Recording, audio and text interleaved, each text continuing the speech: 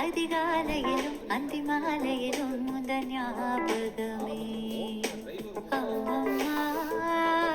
முதல் பார்வையிலே சொன்ன வார்த்தையெல்லாம் ஒரு காவியமே சின்ன சின்ன உடல்களும் சின்ன சின்ன முதல்களும் இன்னும் போல வந்து வந்து போகும்